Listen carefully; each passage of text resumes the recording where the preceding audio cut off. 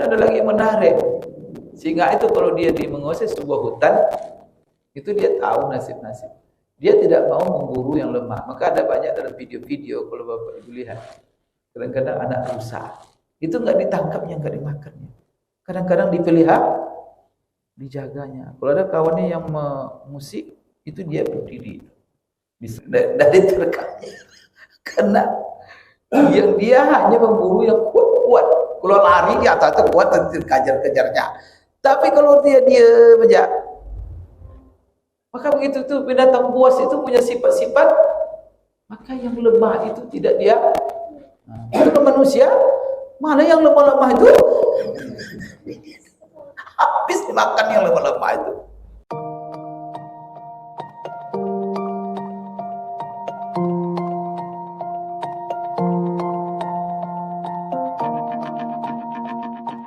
Bismillahirrahmanirrahim. Assalamualaikum warahmatullahi wabarakatuh.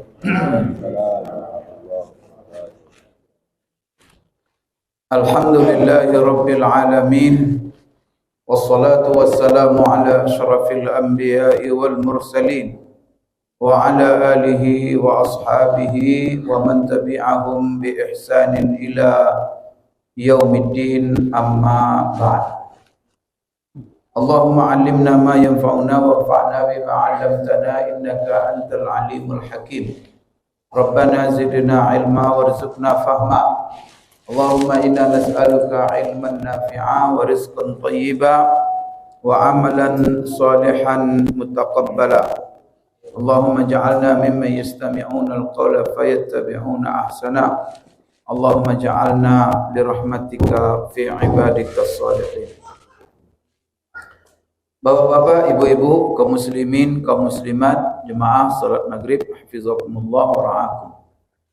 Alhamdulillah, pada salat maghrib ini kita dipertemukan Allah kembali di rumahnya yang mulia ini, dan kita setiap malam Sabtu ini membaca, membahas, mengaji secara bersama sebuah kitab yang dihimpun, yang ditulis oleh seorang ulama besar dalam ilmu hadis, yaitu Imam Tirmizi, yang mana dia menghimpun dalam bukunya ini hadis-hadis, asar-asar dari sahabat tentang kepribadian Rasulullah SAW, tentang sifat-sifat diri dan sifat-sifat akhlak mulia yang agung Rasulullah SAW, yang disebut dengan Asy-Syama'il. Maka nama kitab ini kitab Asy-Syama'il Al-Muhammadiyah. Situ Imam Tirmizi menghimpun hadis-hadis tentang sifat, baik itu sifat fisik Rasulullah SAW ataupun akhlak Rasulullah yang sangat agung. Kemudian ini adalah merupakan buku yang terbaik dalam bidang Asy-Syama'il Muhammadiyah. Nah, Syama'il ini masuk satu bidang ya dalam sirah Rasulullah SAW. Baik Bapak Ibu sekalian, pada pertemuan kemarin kita terakhir membahas tentang, yaitu bab maja'a fi khuffi Rasulillah sallallahu alaihi wasallam, yaitu ini bab yang mana di dalam bab ini terdapat hadis-hadis yang menceritakan tentang sepatu Rasulullah sallallahu alaihi wasallam. Berarti ini masuk dalam pakaian, itu sepatu. Hadis pertama dalam sepatu ini adalah hadis yang diriwayatkan oleh Imam Tirmizi dari Buraidah, seorang sahabat yang kita sudah jelaskan, yaitu dia menceritakan bahwa Raja An-Najasyi pernah mengirim hadiah kepada Rasulullah SAW, yang mana hadiah yang dikirim oleh Raja Najasyi berupa dua sepatu hitam pekat, yang tidak ada campurannya, tidak ada ukiran-ukirannya, tidak ada garis-garisnya. Lalu ketika hadiah itu diterima oleh Rasulullah SAW, falabisahuma, langsung Rasulullah pakai dua sepatu tadi. Kemudian setelah dia memakai sepatu yang dihadiahkan oleh Raja Najasyi, beliau berwudu. Kemudian beliau berduduk dan beliau dalam kondisi memakai sepatu tadi. Dan sepatu itu tidak dia tanggalkan ketika berwudu. Lalu ketika ingin membasuh kaki, gimana? Apakah tidak ditanggalkannya kaki sepatu itu? Tidak. Tetap sepatu itu dipakainya. Ketika tiba membasuh kaki, maka digantinya dengan menyapu di atas sepatu itu. Jadi sepatu dipakai itu disapunya, dia bukan menanggalkannya. Jadi dia tidak mencuci kakinya dengan air, tapi hanya mencukupkan dengan menyapu. Maka ini kita sudah bahas pada kemarin, apa hukum menyapu sepatu. Maka Rasulullah SAW, apapun yang beliau lakukan, itu merupakan contoh bagi kita. Jadi kalau kita pakai sepatu, jangan segan-segan menyapu. Maka kalau susah kita menanggalkan, maka jangan usah ditanggalkan. Dan ini merupakan keringanan dari agama yang dicontohkan Rasulullah SAW. Kalau ada pula kita menanggalkannya, maka ya kita, Bapak Ibu sekalian, ya pertama, tidak mencontoh sunnah Rasulullah SAW. Kemudian kadang-kadang kita ini agama memberikan keringanan, tapi kita juga yang memberatkan. Jadi banyak kadang-kadang agama ini terasa berat. Dia bukan berat, kita yang memberat-beratkan. Padahal itu diringankan. Maka kalau kita lihat berapa banyak orang hanya menyapu sepatu, jarang. Maka banyak orang menanggalkan. Tapi ingat, sepatu yang disapu itu harus memenuhi syarat-syarat yang disebutkan oleh ulama. Yang mana syarat-syarat itu juga disimpulkan oleh para ulama dari hadis-hadis Rasulullah SAW. Sepatu-sepatu kita ini masuk? Tidak masuk, Bapak Ibu sekalian. Kenapa? Karena sepatu yang dimaksud adalah sepatu pertama terbuat dari kulit. Yang kedua, sepatu itu Bapak Ibu sekalian, jadi kalau kulit ini Pak tidak meresap air ke dalam. Coba Bapak gosok kulit, maka air tinggal di luar. Tapi kalau kain, masuk dia. Kalau itu tidak buka itu kain.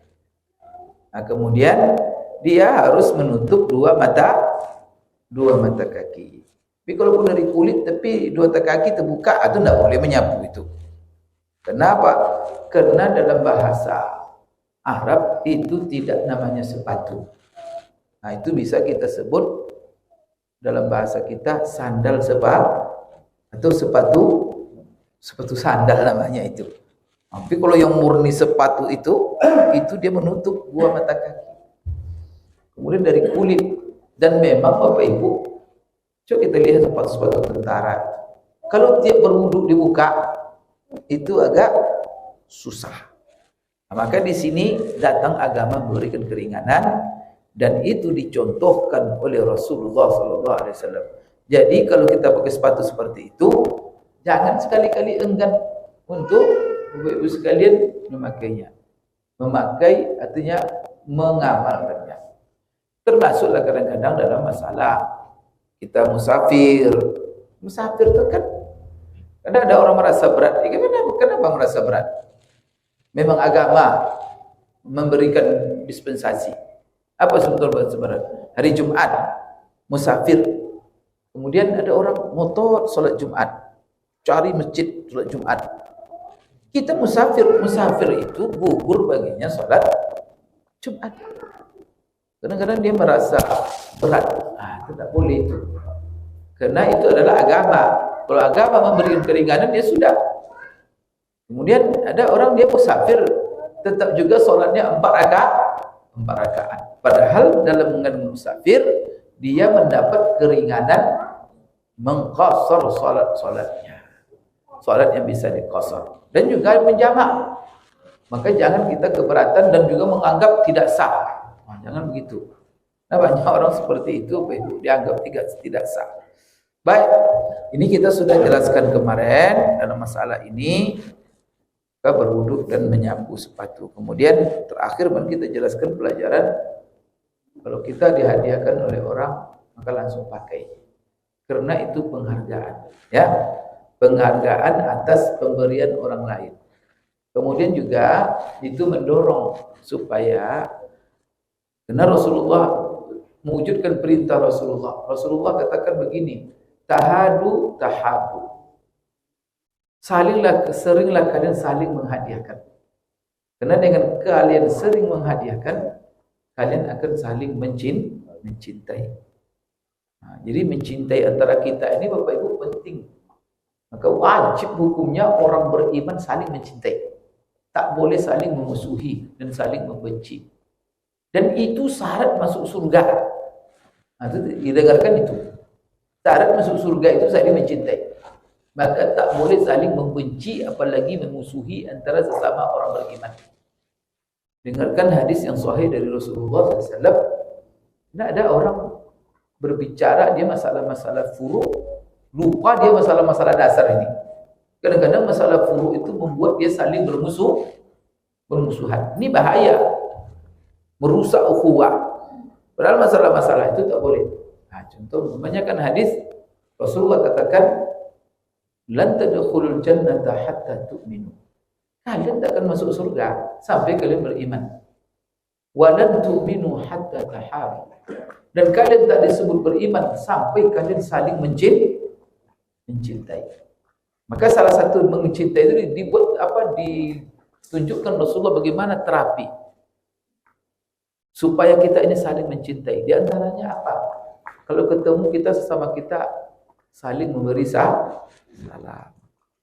Kemudian kalau ketemu kita sesama kita saling memberi senyum. Tak boleh bermasam muka. Itu supaya dia cinta. Karena kalau ketemu kita dengan seorang itu langsung masam je mukanya. Cinta Bapak sama dia. Aku benci. Nanti permusuhan lagi. Kadang-kadang itu cuma gara-gara saudara itu berkunut subuh. Itu fatal sekali. Gara-gara zikir berjemaah. Gara-gara jahar bismillah, kena masuk semuanya itu. Gara-gara peringatan Maulid Nabi, setelah itu tidak disapa kawan. Gayanya orang Maulid Nabi itu masuk neraka langsung. Ini orang apa nih yang seperti ini? Kasihan juga Bapak Ibu, ini bahaya. Kamu tak akan disebut beriman sampai kalian mencintai, kata Rasulullah. Maka salah satu salam, senyum, wajah ceria, kan itu tuh. Nah, kemudian apa lagi? Saling memberi hadiah. Apa kata Rasulullah? Tahadu tahabu. Bagaimana supaya kalian saling mencintai? Saling memberi hadiah. Maka saling memberi hadiah ini adalah, maka kalau kita ada orang selalu kasih hadiah sama kita, gimana kita hormat kita sama dia, pasti senang kita sama dia. Dan kita juga tertarik saling memberi hadiah. Maka bagaimana supaya orang terdorong untuk saling memberi hadiah?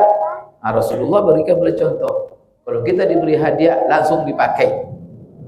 Jangan dikasih sama orang lain, tersinggung orang. Kasih baju itu langsung kasih sama orang.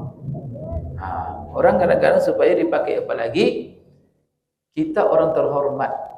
Dia merasa bangga kalau kita pakai apa yang dihadiahkan. Apalagi Rasulullah. Nah, Rasulullah SAW. Siapa yang tidak bangga kalau Rasulullah memakai sesuatu yang dihadiahkannya? Kita ini belum berlomba. Kalau hiduplah Rasulullah berlomba kita kasih hadiah. Apalagi apa yang kita hadiahkan pernah dipakai Rasulullah. Apa kemuliaan bagi seorang mukmin yang lebih tinggi lagi? Kehormatan yang lebih tinggi lagi. Apa yang dihadiahkan Rasulullah dipakai oleh Rasulullah Sallallahu Alaihi Wasallam. Mungkin kalau hidup Rasulullah itu ada kamera kita dipakai, kita foto itu. Kita bingkai itu sampai 7 keturunan. Dan itu menjadi kebanggaan. Nih, untuk cucu-cucu kita. Bahwa apa yang pernah kita hadiahkan kepada Rasulullah Sallallahu Alaihi Wasallam dipakai Rasulullah. Dan kalau sempat itu ketemu lagi, kain itu kita simpan. Ini pakaian Rasulullah. Nah, semua orang nih tabarruk ngambil berkah nanti dari kain Rasulullah. Karena semua dipakai Rasulullah jadi berkah. Semua yang dipakai Rasulullah itu jadi berkah. Nah, Bapak Ibu sekalian, ini juga menunjukkan Apalagi kita kalau diberi hadiah oleh orang, biasanya orang kasih hadiah itu orang terhormat. Berarti orang menghormati kita. Dan kalau kita pakai yang dihadiahkan itu, dia merasa terhormat. Dan itu dianjurkan dalam agama. Maka Rasulullah SAW mencontohkan langsung pada bisa huma, langsung dipakainya.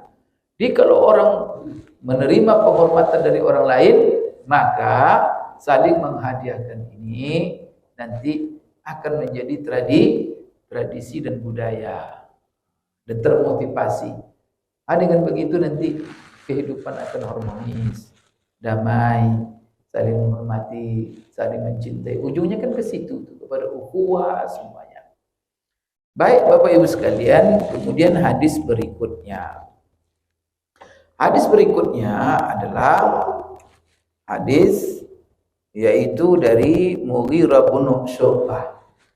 Mughirah bin Syu'bah ini pernah ceritakan ini sahabat Rasulullah, di antara sahabat yang juga banyak meriwayatkan hadis dari Rasulullah SAW.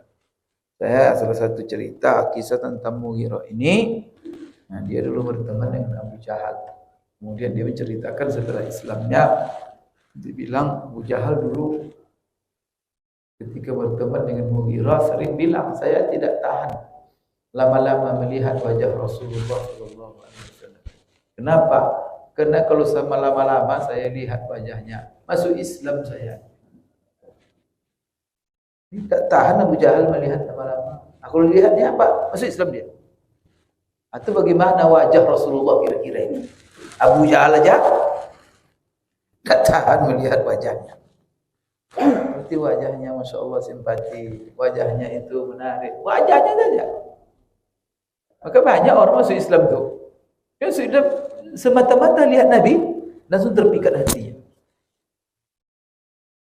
Asal lihat Nabi, langsung terpikat hatinya. Setelah itu apalagi, sudah terpikat hatinya melihat penampilan Rasulullah. Kenapa penampilannya? Masya Allah, sempurna. Nah, kemudian Bapak Ibu sekalian, dia mendengar pula dari seluruh orang yang bercerita tentang akhlaknya, tentang pemurahannya, tentang kesabarannya, tentang simpatinya, tentang kasih sayangnya. Semua orang dengar. Sudah lihat wajah seperti itu, penampilan luar biasa, akhlaknya luar biasa. Siapa yang tidak masuk Islam? Maka Bapak Ibu sekalian, kalau yang tidak masuk Islam itu memang hanya semata-mata karena kesombongan semata. Tapi dalam hati kecilnya itu menerima semua. Bapak Ibu sekalian, jadi Mughirah ini menceritakan ahda dihyatu lin Nabi sallallahu alaihi wasallam khuffaini. Ada namanya seorang sahabat Dihyah namanya. Dia pernah menghadiahkan kepada Rasulullah sallallahu alaihi wasallam, Bapak Ibu sekalian, 2 sepatu. Nah, sekarang Dihyah ini siapa ini? Dihyah ini menarik ceritanya karena dia ini adalah seorang sahabat. Beliau ini Bapak Ibu sekalian namanya Dihyah ibnu Khalifah ibnu Farwa ibnu Fudala al-Kalbi, dan dikenal dia Dihyah al-Kalbi. Ini sahabat yang terkenal, sahabat paling ganteng di antara sahabat. Memang orangnya ganteng sekali. Orangnya rapi, necis, ganteng. Kemudian orangnya senyum, simpati. Terkenal ini. Maka dia ini sahabiyun masyhur. Dia ini termasuk sahabat yang masyhur. Dan dia Bapak Ibu sekalian termasuk sahabat yang pertama minal awail, orang-orang yang dahulu masuk Islam. Nah, beliau ini diperkirakan ya masuk Islam yaitu setelah hijrah Rasulullah SAW ke Madinah. Dan beliau ini lahir kalau dilihat itu 30 tahun sebelum hijrah. Jadi 30 tahun sebelum hijrah Rasulullah SAW. Artinya Rasulullah lebih tua dari dia, kan begitu. Beliau ini berasal dari sebuah negeri namanya Daumatul Jandal. Daumatul Jandal itu sampai sekarang itu nama negerinya itu itu dekat dengan Tabuk. Kalau mengarah kita ke arah Yordania, nanti kita akan ketemu di sana namanya negeri Daumatul Jannah. Kemudian beliau ini wafat Bapak Ibu sekalian pada tahun 50 Hijriah dan dia wafat di Damaskus. Damaskus itu adalah daerah Suriah. Daerah Suriah. Yang mana daerah Suriah itu Damaskus ini termasuk selevel dengan kota Baghdad. Kota yang terkenal dengan banyak ulama. Sehingga seorang ulama besar, ulama sejarah di dalam Islam namanya Ibnu Asakir menulis sebuah buku namanya Tarikh Dimashq, yaitu sejarah Damaskus. Sudah dicetak buku itu lebih 100 jilid. Buku itu ditulisnya. Jadi dia menulis segala seluk-beluk tentang Damaskus. Dan itu lebih 100 jilid. Kan itu tentang Damaskus saja. Apa kira-kira ditulis dalamnya itu? Satu lemari, satu buku judulnya Sejarah Damaskus. Karena dia menceritakan sejarah seluruh ulama-ulama, raja-raja yang masuk di sana. Hadis-hadis yang pernah diriwayatkan di sana. Siapa ulama-ulama yang menyebarkan ilmu di sana. Siapa ulama-ulama menuntut ilmu di sana. Apa kejadian-kejadian dari tahun ke tahun. Itu ditulisnya dalam bukunya. Kalau siapa ingin tahu tentang sejarah Damaskus, bacalah buku Ibnu Asakir. Sebagaimana Bapak Ibu sekalian, seorang ulama besar namanya Al-Khatib Al-Baghdadi menulis tentang buku sejarah, tapi belum saya lihat dicetak. Namanya Tarikh Baghdad, sejarah Baghdad. Karena Baghdad itu adalah sentral, pusat ibu kota negara Islam dulu, yaitu semenjak di zaman Muawiyah. Jadi Umayyah, Abbasiyah, Baghdad itu menjadi sentral kekuasaan. Maka di Baghdad itu sejarah luar biasa. Baik Bapak Ibu sekalian, jadi Dihya Al-Kalb ini beliau adalah berasal dari Daumatul Jannah. Nah, kemudian beliau ini ya orang Arab ya, orang Arab, dan itu dari kabilah yang disebut dengan Bapak Ibu sekalian, dia Al-Kalbi. Kalbi itu nama kampung kecilnya dan dia dinisbatkan kepada Kalb. Kalbi itu sebenarnya artinya anjing. Tapi ada nama kabilah namanya anjing. Kalau orang Arab biasa itu. Jadi kalau ada orang Arab menamakan nama dengan anjing, kan ngeri itu Pak, anjing. Tidak enak.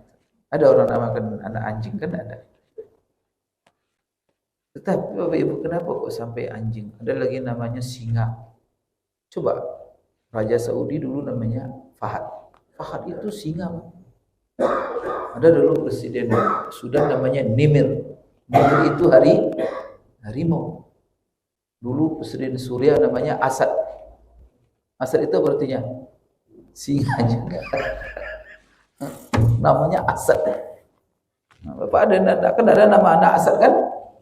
Harimau. Ada lagi Abu Hurairah, bapakku kucing. Biasa itu. Tapi orang Arab itu begini. Kenapa dia menamakan dengan nama-nama hewan? Hewan itu Bapak Ibu, dia punya dua sifat. Ada sifat positif, ada sifat negatif. Setiap hewan. Seperti anjing. Dia ketika ada orang menamakan anjing, dia bukan mengambil sifat positif apa negatifnya, tapi mengambil sifat. Kalau anjing ini sifat negatif, penjilat. Siapa yang ngasih makan dia, ikut dia. Maka pejabat-pejabat tidak boleh seperti anjing. Pokoknya apa? Ikut yang ngasih makan. Dia tidak punya prinsip. Jadi kalau ada anjing menjaga rumah orang, itu ada pencuri ingin masuk ke rumah itu.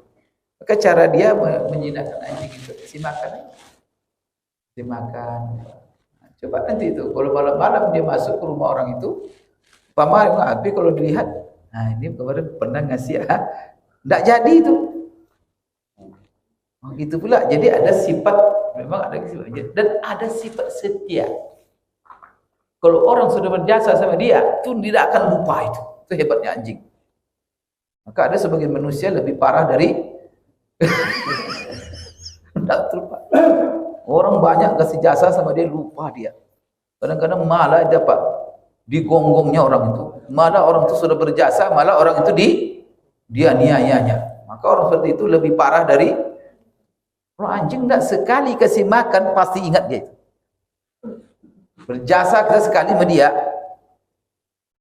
Banyak dia menjaga rumah atau ingin mencuri dia dan sering dikasih makan anjing itu dipersilakan oleh anjing itu masuk. Sampai di situ kesetiaan anjing. Jadi kalau ada orang Arab menamakan apa, itu benar kesetiaan. Dan kalau sudah setia, jadi apa? Nyawanya pun dipertaruhkannya untuk bekerja untuk tuannya. Coba cuma dikasih daging, dikasih apa? Coba disuruh dia mengejar buruan. Kalau buruan itu kadang-kadang lebih galak dari dia, bisa mati dia. Tapi karena ini perintah Tuhan, cuma dikasih daging. Ada manusia dikasih semuanya oleh Allah. Suruh sholat aja enggak? Itu parah. Jadi jangan. Kalau dalam Quran itu coba lihat. Laqad khalaqnal insana fi ahsani tsumma radadnahu asfala safilin. Sudah dikasih dibuat diciptakan Allah ganteng, ahsan taqwim. Maka makhluk paling indah di muka bumi ini manusia inilah. Tidak ada tar. Nah, setelah begitu, coba bandingkan dengan makhluk-makhluk lain. Kita bisa bicara, kita bisa berpikir, kita bisa Masya Allah macam-macam menggaya, bisa pakai make up. Mana anjing bisa pakai make up? Kecuali dikasih make up dia. Tapi coba manusia, macam-macam dibuatnya. Karena memang ya Allah telah memberikan kelebihan dan dia menjadi makhluk terhormat lagi. Semua ini diciptakan untuk manusia. Tapi apa? Allah memberikan itu semua supaya dia illal ladzina amanu, supaya beriman kepada Allah, supaya bersyukur, supaya apa yang diberikan Allah itu ditundukkan untuk amal soleh, digunakan mata, hidung yang mancung, mata yang apa, jadi gunakan untuk ibadah. Ini enggak dikasih ganteng menggaya, jangan goda-goda orang kerja. Tidak itu. Ibu-ibu dulu kalau perempuan gitu, cantik sedikit apa, buka-buka aurat. Semua laki-laki dipitnah. Memang untuk itu gunanya Allah ciptakan. Untuk merusak orang lain. Kan begitu. Maka ini cerita Ibnu Dihya Al-Kalbi ini. Ini laki-laki terganteng di kalangan orang Arab. Jadi diceritakan di mana dia lewat, itu keluar perempuan nonton dia semua itu. Nah, betul Dihya Al-Kalbi ini kalau cerita kisah hidupnya. Kemana dia pergi, perempuan itu keluar berebut melihat wajah dia. Sehingga lebih hebatnya, Jibril itu kalau dia turun dia berupa manusia, maka dia berbentuk dengan Dihya Al-Kalbi. Maka ada sebuah kisah, tiba-tiba ketika itu Rasulullah di rumah Aisyah. Kemudian ada yang ngetok pintu. Kemudian Rasulullah keluar, kemudian dia juga keluar dan dia tetap di atas kudanya menunggang kuda. Kemudian Rasulullah ceritalah dia di atas, Rasulullah di bawah, cerita. Aisyah menonton dari luar, siapa itu orang yang bercerita dengan Rasulullah? Lihat. Selesai Rasulullah cerita, Rasulullah masuk. Kemudian jadi Aisyah tanya, siapa itu ya Rasulullah? Laki-laki tadi yang cerita dengan kamu di luar. Kamu lihat ya, kata Rasulullah. Ya lihat. Mirip siapa kamu lihat? Mirip Dihya Al-Kalbi. Itu terkenal itu. Jadi kalau ada orang lihat paling ganteng, maka disebut Dihya Al-Kalbi. Bapak Ibu sekalian, Dihya Al-Kalbi, saya lihat mirip dengan Dihya Al-Kalbi. Oh bukan dia. Dia itu tadi Jibril. Berarti apa? Jibril sering dia tampil dalam bentuk wajah Dihya Al-Kalbi. Arti ini kan orang baik itu Dihya Al-Kalbi itu. Jadi kegantengan dia itu bukan untuk menggoda. Seperti orang-orang sekarang kan. Di antara orang-orang sekarang itulah. Maka kita harus mensyukuri nikmat Allah. Maka Allah katakanlah pada khalaqnal insana fi ahsani taqwim. Jadi Fahad juga begitu, singa. Kenapa dikasih singa? Karena singa itu memiliki sifat-sifat positif. Lagi pemimpin-pemimpin itu dia senang kalau namanya singa. Karena singa itu raja. Tapi raja, kenapa singa itu raja? Dia raja Bapak Ibu bukan karena sifat galaknya, sifat menerkamnya. Tetapi ada sifat raja. Sifat mengayomi, sifat memperhatikan. Sifat Bapak Ibu sekalian tidak menamakan diri sendiri. Saya mungkin pernah cerita di sini. Apa salah satu sifat singa? Sifat singa itu pertama sekali Bapak Ibu, dia tidak mau kalau singa asli itu, dia yang di hutan yang disebut raja hutan itu memang betul seperti raja sifatnya. Pertama dia tidak akan makan kecuali dari usaha sendiri. Itu. Dia tidak mungkin makan dari usaha orang lain. Kemudian dia kalau makan harus bekerja. Maka kalau ada nanti daging mati hewan di depan dia, kemudian tanpa diburunya dia tak mau itu. Maka dia harus berlari, dia mencari mangsanya. Nah, kemudian kalau dia dapat, dia tidak ada, kadang-kadang kerbau lah yang besarnya dapat. Dia makan hanya sekedar untuk dia makan tak pernah sampai kenyang. Maka tak pernah kita melihat perut singa. Ini kayak perut. Ada singa tidak makan sampai kenyang. Dia cuma sekedar untuk mengisi perut, terasa isi perutnya dan dia bertenaga kembali untuk nanti bisa lagi berburu, cukup itu. Nah, jadi setelah dia buru sebesar apa pemburuan yang ditangkapnya, selesai dia berhenti dia sebelum kenyang. Kemudian dia pergi lagi. Kemudian apa? Nah, singa tidak pernah, dia tidak punya gudang untuk menyimpan. Dia tidak punya rumah Bapak Ibu. Padahal dia raja itu tapi tak punya. Mana ada rumah singa? Tidak ada rumah singa. Dia raja tapi tidur di atas kayu, tidur di mana dia capek situ dia istirahat. Kemudian sadar taruh sifat singa itu tidak ada menyimpan makanan, ada gudang dia. Makanya sudah habis oleh dia tuh langsung simpan, ditaruh gitu tuh duduk. Tidak ada itu. Selesai makan berebutlah yang lain-lain, serigala, burung, ular semuanya. Kemudian ada lagi yang menarik. Singa itu kalau dia menguasai sebuah hutan, itu dia tahu nasib-nasib. Dia tidak mau memburu yang lemah. Maka ada banyak dalam video-video kalau Bapak Ibu lihat. Kadang-kadang anak rusa. Itu enggak ditangkapnya, enggak dimakannya. Kadang-kadang dipelihara, dijaganya. Kalau ada kawannya yang musik, itu dia berdiri, diserangnya. Banyak cerita. Jadi kalau dilihatnya makhluk itu lemah, enggak dia makan. Maka kalau Bapak dikejar singa, diam aja. Itu diamnya singa itu. Dari terekamnya. Karena yang dia hanya memburu yang kuat-kuat. Kalau lari di atas itu kuat dan kejar-kejarnya.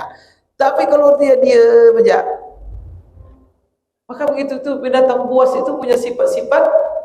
Maka yang lemah itu tidak dia.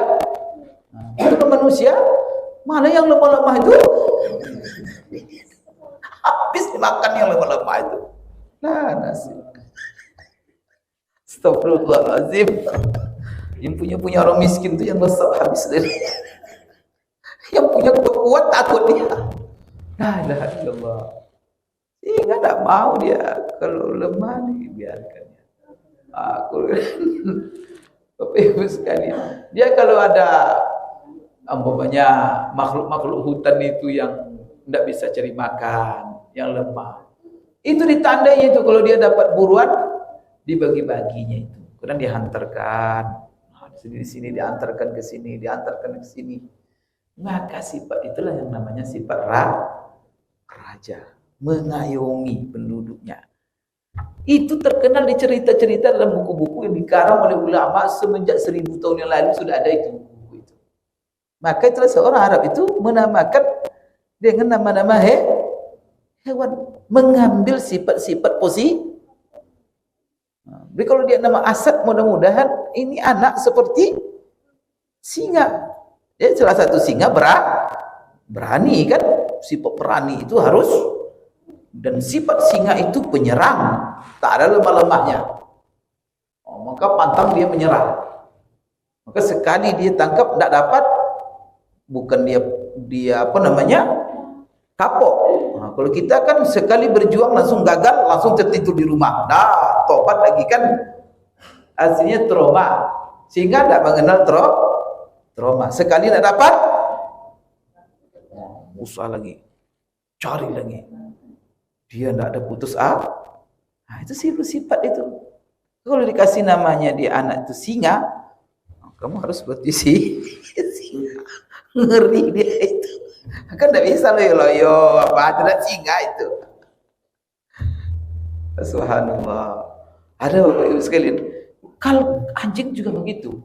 Anjing itu kalau disuruh nyerang, motor dia, mati pun dia tahan. Kalau dia ngejar babi, kadang diserang oleh babi itu tetap, walau sudah berdarah digigit babi itu, kenari dia. Itu sifat, salah satu sifat positif. Dan kita orang-orang beriman ini harus berani pantang menyerah. Maka salah satu sifat yang kita berlindung, yang diajarkan Rasulullah, sifat Allahumma inni a'udzubika minal ajzi wal kasali. Ya Allah, aku berlindung kepadamu dari sifat lemah. Maka apa arti lemah itu? Dalam ayat, dalam hadis yang lain, wala ta'jaz, jangan kamu sampai lemah. Artinya apa? Mudah menyerah.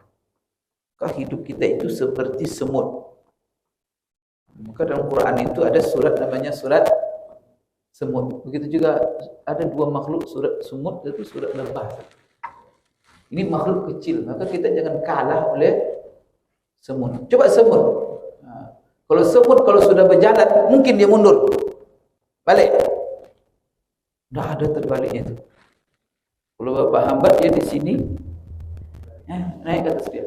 Dari sebelah sini dia. Kan mundur? Tidak. Lebih baik mati. Tak mati, dihanyut oleh air apa?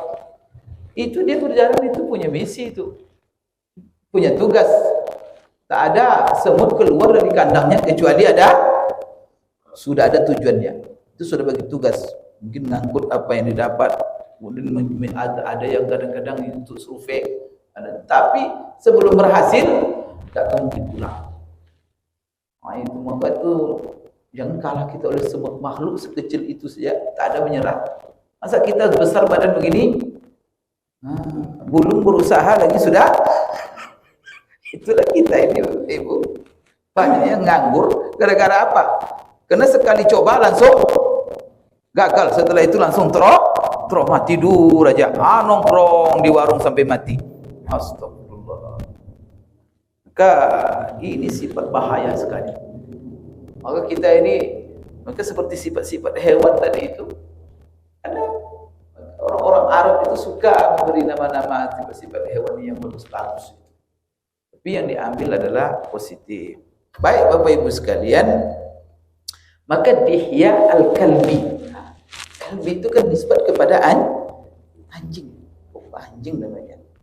Tidak aib itu Pak Ustaz menyebut sahabat itu kalbi, tidak mencela, itu tidak menghina. Dah Bapak Ibu sekalian. Kenapa? Karena tujuannya adalah sifat-sifat yang baik. Bapak bisa nanti tulis apa sifat negatif, sifat positif. Sifat positif itu untuk mendorong motivasi. Sifat negatif itu sifat yang tidak boleh kita miliki. Dan itu apa?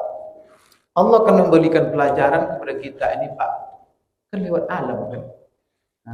Dari bumi kita belajar, dari pohon kita belajar, dari matahari kita belajar, dari bulan kita belajar, dari sesama manusia kita belajar, dari memperhatikan sesuatu kita belajar, dari hewan-hewan kita belajar, semuanya. Maka pelajaran yang bagus itu apa? Mengambil perumpamaan. Maka di dalam Quran terlalu banyak umum perumpamaan. Karena perumpamaan itu salah satu bentuk pelajaran yang luar. Perumpamaan diambil dari mana? Ya dari yang kita lihat ini. Allah perlihatkan semua kepada kita ini untuk apa? Menjadi contoh. Bapak Ibu sekalian. Maka seperti ini ada. Jangan hidup seperti gajah. Karena kadang-kadang kita ini terrekam satu pemikiran dalam diri kita. Ini berbahaya. Karena bangsa Indonesia ini telah lama dijajah. Maka dulu ratusan tahun tak pernah bangkit jadi petani, bisnis dikuasai orang lain. Dulu pasar siapa menguasai apa. Kadang-kadang tertanam dalam diri kita satu pesan dalam akal sadar kita, luar sadar kita. Kamu tak mungkin jadi orang kaya, kamu tak mungkin jadi orang berhasil, kamu tak mungkin jadi begitu-gitu. Yang bisa begini tuh, itu bahaya sekali. Maka itu perumpamaan seperti apa? Gajah. Itu gajah. Coba nanti Bapak Ibu ambil gajah kecil. Gajah kecil itu baru anak kecil itu ikat dia dengan tali plastik. Kalau kecil kan dengan tali plastik aja. Itu tambatkan dia di pohon.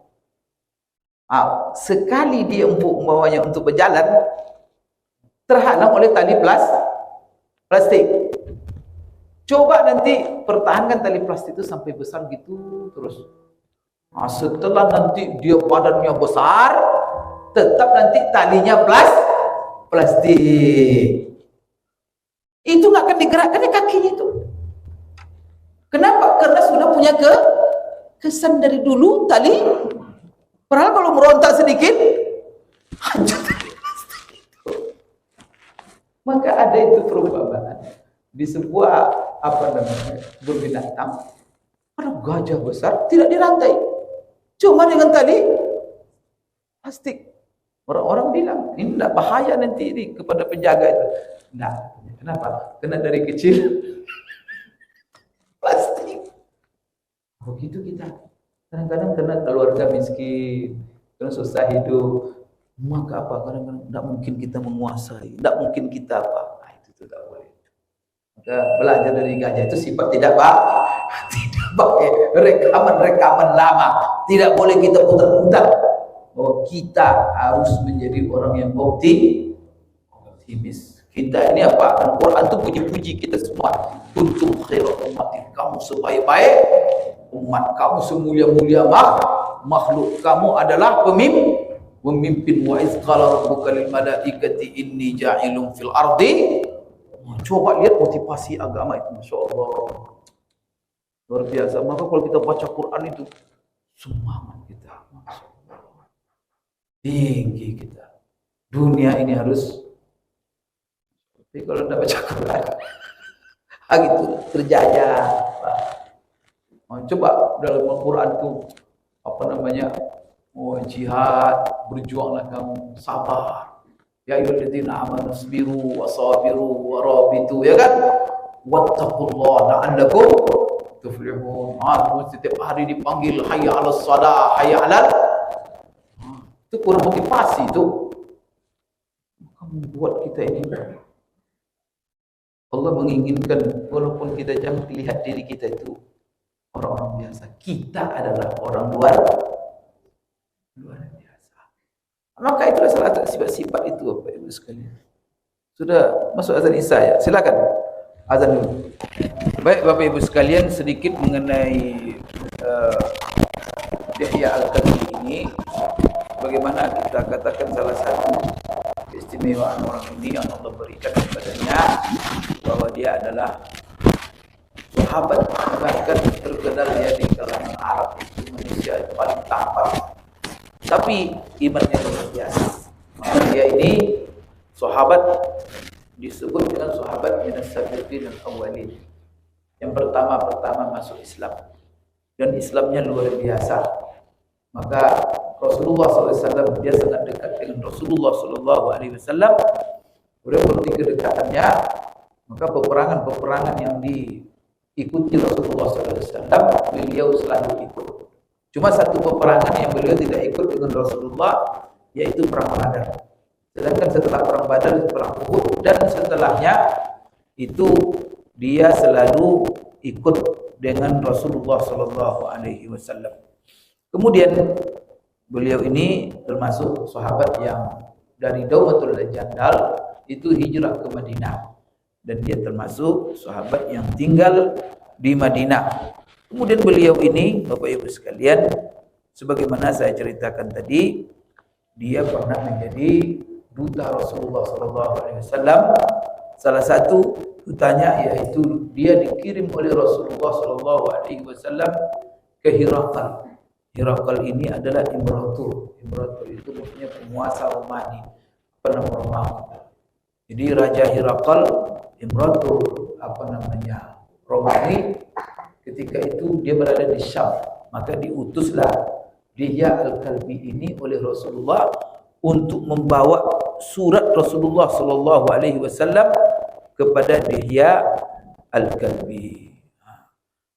Isi suratnya itu adalah untuk mengajak Hirakal itu, isinya sama Bapak Ibu sekalian sebagaimana di dalam Sahih Bukhari. Rasulullah menulis surat kepada Hirakal, Raja Romawi. Siapa yang disuruh membawa surat itu? Dihya Al-Kalbi. Kenapa Dihya Al-Kalbi dipilih? Pertama, karena dia tampan, analisa ulama. Karena dia orangnya gagah. Kedua, orangnya necis, menarik. Kemudian dia bicara lembut, santun orangnya. Kemudian dia menguasai bahasa. Jadi bukan tampannya saja, tapi bodoh. Dia tampan, orangnya necis, komunikasinya bagus. Setelah itu dia orangnya menguasai bahasa. Jadi dia membawa surat Rasulullah, isinya luar biasa. Isinya mengajak Hirakal masuk Islam. Begitulah Bapak Ibu sekalian. Maka salah satu apa isi suratnya? Ini salah satu dalam Sahih Bukhari. Bismillahirrahmanirrahim. Min Muhammad Rasulillah ila Hirakal azimir Rum. Salamun ala man ittaba'al huda. Amma ba'd fa inni ad'uka bidi'ayatil Islam. Aslim taslam wa aslim yu'tikallahu ajraka marrataini wa in tawallaita fa inna 'alaikal ismal arisiyin wa ya ahlal kitab ta'alu ila kalimatin sawa'in bainana wa bainakum alla na'budu illallah wa la nusyrika bihi syai'a wa la yattakhidha ba'duna ba'dan arbaban min dunillah fa in tawallaw faqulu asyhadu bi anna muslimun. Apa artinya ini? Bismillahirrahmanirrahim itu surat Rasulullah dibacalah oleh Hirakal itu, oleh pengawalnya, dari Muhammad Rasulullah, Muhammad utusan Allah, kepada Hirakal azimur Rum. Azimur Rum itu apa? Pembesar Romawi. Salam ala man ittaba'al huda. Selamat bagi orang yang mengikuti petunjuk. Maksudnya selamat bagi orang masuk Islam. Amma ba'd. Ingat hai Hirakal, aku di sini memanggilmu, mengajakmu dengan dakwah Islam untuk masuk Islam. Maka aslim taslam. Masuk Islamlah kamu akan selamat.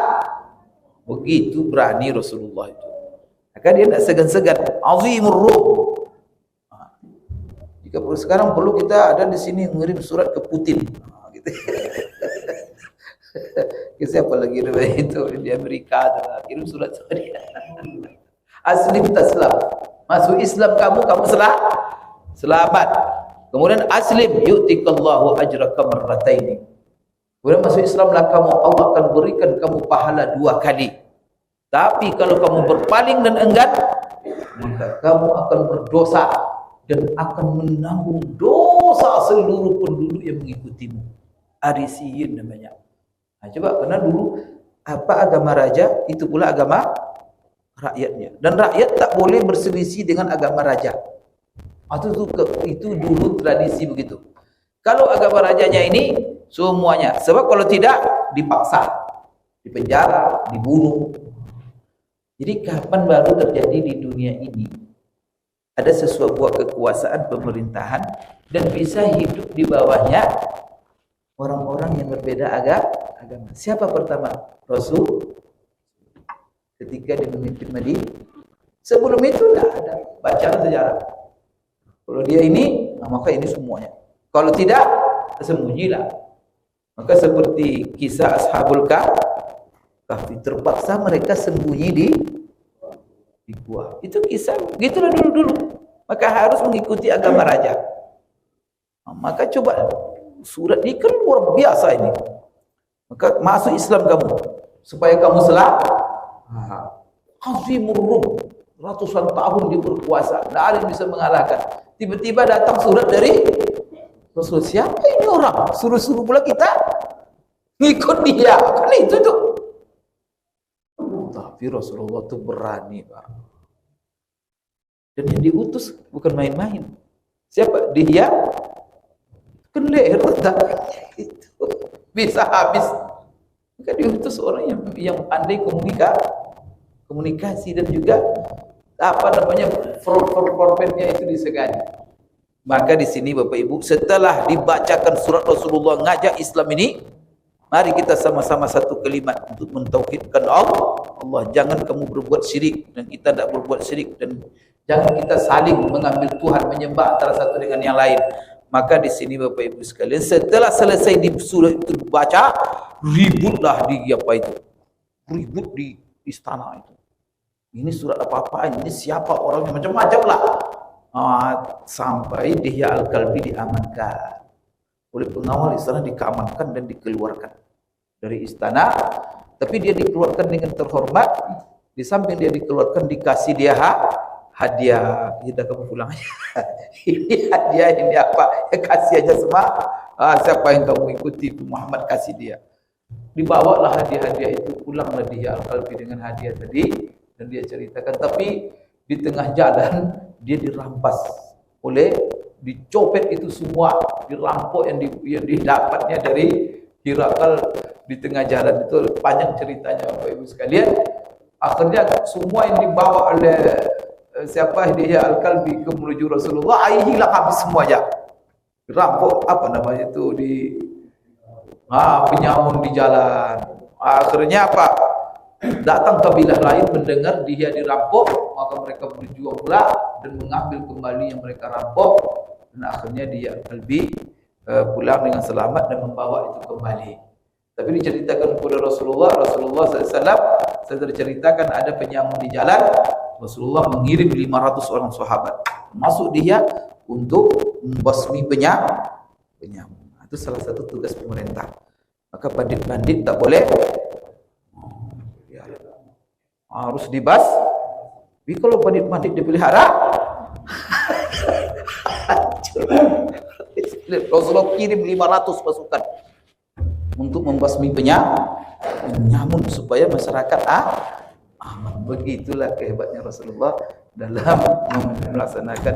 Bapak Ibu, panjang cerita di Al-Kalbi, insyaallah kita sambung Bapak Ibu sekalian. Aku qouli hadza wa astaghfirullah li wa lakum. Subhanakallahumma rabbana wa bihamdik asyhadu an la ilaha illa anta astaghfiruka wa atubu ilaik. Wabillahi taufiq wal hidayah. Assalamualaikum warahmatullahi wabarakatuh.